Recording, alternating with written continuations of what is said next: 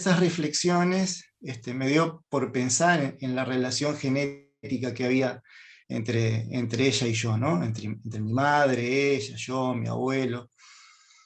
Eh, y los procesos de transformación que se dan, no solamente en el momento en que se va a morir, sino a lo largo de nuestra vida, ¿sí? Los organismos, por ejemplo, son agentes que generan su propio proceso evolutivo, y no son solo vehículos pasivos que responden a mutaciones genéticas que tengan que ver con el azar, sino que todos los procesos que nosotros vivimos cotidianamente tienen que ver con una cierta relación de causa y efecto.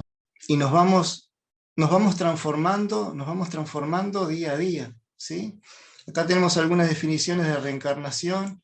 Una de ellas, la que más comúnmente nosotros conocemos, que es la de vivir otra vez en la carne, ¿no? Es decir, existe un alma que pasa de cuerpo en cuerpo, o esto es lo que argumentan ciertas religiones o ciertas creencias, mejor dicho, como quien se saca un abrigo y se pone otro, cuando ese abrigo no cumple la función que debería estar cumpliendo.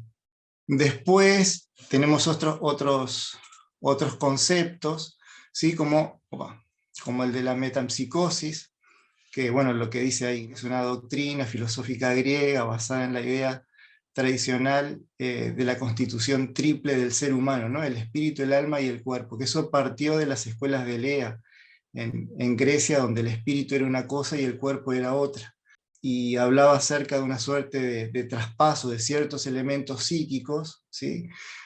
Por ejemplo, la psicosis, que la mayoría de nosotros tiene, episodios de psicosis. Una cosa son los episodios de psicosis y otra cosa es cómo se transforma en patológico, ¿sí?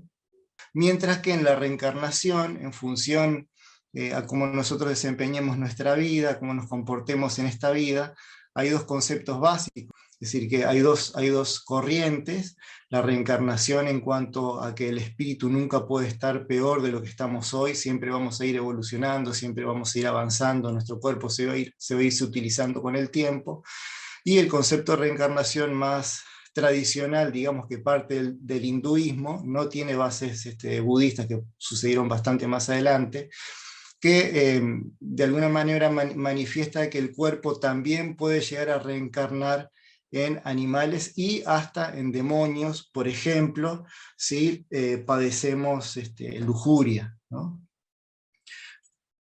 Los procesos de selección natural no solamente ocurren a nivel genético, sino a nivel epigenético, como les comentaba hace un ratito. En el curso del desarrollo de cada uno de nosotros, nuestro organismo puede cambiar en función al medio ambiente en el cual estemos viviendo. Se estudió a los sobrevivientes del Holocausto judío, y ellos desarrollaron a lo largo de una generación, desarrollaron cierta resistencia al hambre y al frío, ¿sí? Y tenían la capacidad genética de resistir el hambre y el frío eh, de una forma más importante que personas que no hayan vivido esa situación bastante tan dolorosa, ¿no? Como lo fue el Holocausto.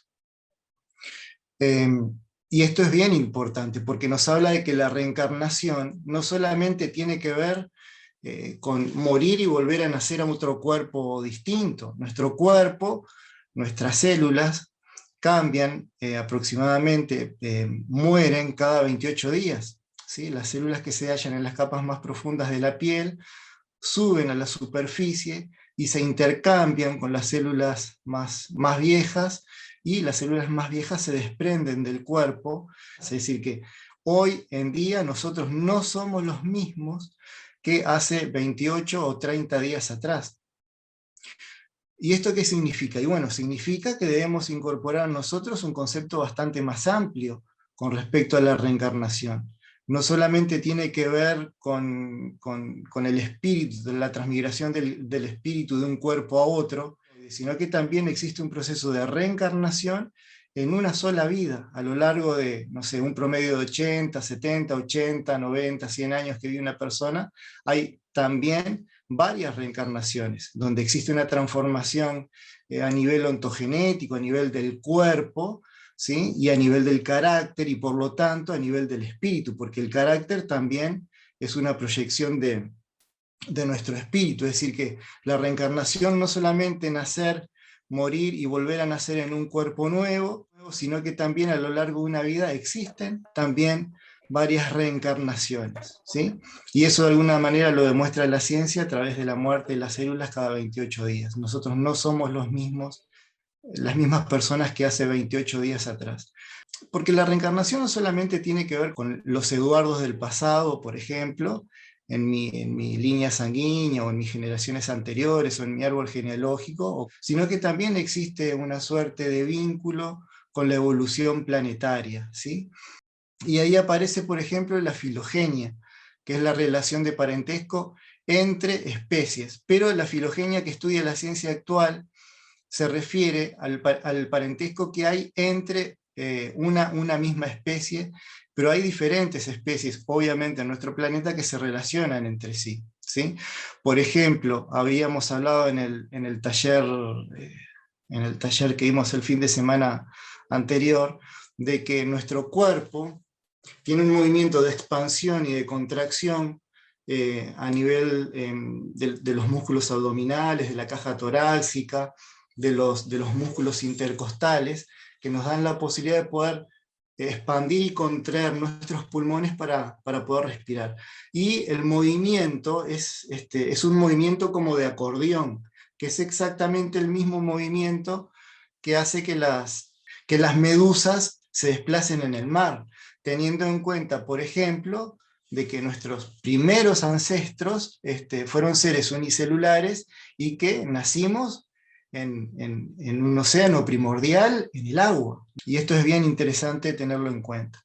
Bueno, volviendo al tema de la filogenia, existe una filogenia que tiene que ver con nuestra especie, con la especie humana, pero que también hay un hilo conductor, hay un vínculo filogenético entre las diferentes especies de nuestro planeta, y mirándolo desde un punto de vista sistémico, existe una filogenia universal y cósmica. Ahí, por ejemplo, estamos viendo cómo los espermatozoides intentan entrar al óvulo para fecundarlo y que nazca un nuevo ser. Y lo que sucede en lo micro también sucede en lo macro. Es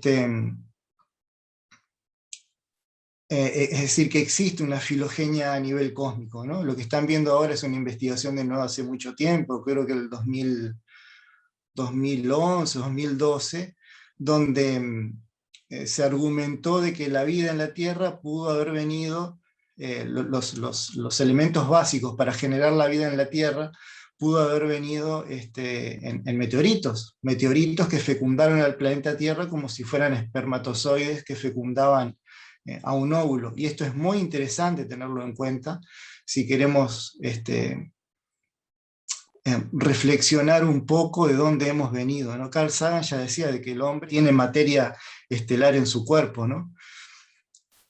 ¿Y cuál es la importancia de esto? Bueno, la importancia de esto es que nuestro cuerpo, nuestra mente y nuestro espíritu, que no son cosas separadas, son la misma cosa. Ya Nietzsche decía de que el cuerpo es un alma que piensa y que habla.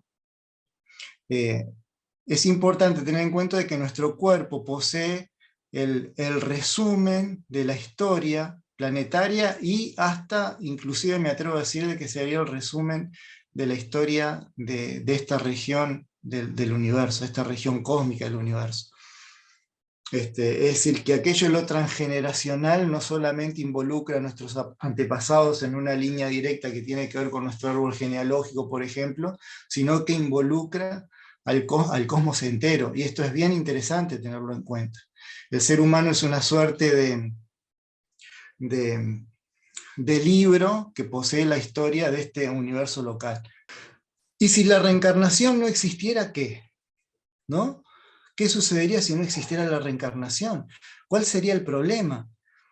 A veces uno reflexionando y pensando sobre esto, suponiendo de que la reencarnación fuera una creencia, ¿no tiene más bien que ver con nuestros egos, con la necesidad de creer de que existe la posibilidad de que nos podamos reencontrar en el futuro y de que existe una suerte de continuidad de la psicosis, de la continuidad de mi ego? El objetivo final de la reencarnación es la unión del espíritu individual con el espíritu universal, es decir, de que no se vuelva a reencarnar. Sin embargo, dentro de los grupos místicos, cuando fallece un hermano, se consuela al otro diciéndole, no, quédate tranquilo que ya se van a ver en la próxima vida. Y de alguna manera se le está diciendo a la persona de que no se integre definitivamente al espíritu universal, de que siga volviendo acá a padecer los mismos problemas, los mismos sufrimientos, los mismos procesos. Entonces es una suerte de querer permanecer en la existencia con el mismo ego. ¿Y qué sucedería si la reencarnación no existiera? ¿Cuál sería el problema? ¿No sería un acto de desprendimiento y de desapego decirse a uno mismo, voy a morir y voy a integrarme al todo y me van a recordar, como decía, porque ya falleció Thich Nhat Hanh, y me van a recordar a través de los libros que escribí, a través del árbol que planté, a través de la pintura que pinté? ¿Mi alma no está ahí también? ¿Y no está bueno que me recuerden de esa manera sin la necesidad de que haya un apego hacia mi ego y me tengan que volver tal cual soy? ¿Cuál sería el problema en tener que hacerle espacio para que algo nuevo nazca? Porque básicamente es eso, ¿no? Es decir, integrarse al espíritu universal básicamente implica generar un espacio para que algo nuevo nazca, se desarrolle, crezca, aprenda, evolucione. ¿Cuál es el drama si uno no vuelve a encarnar?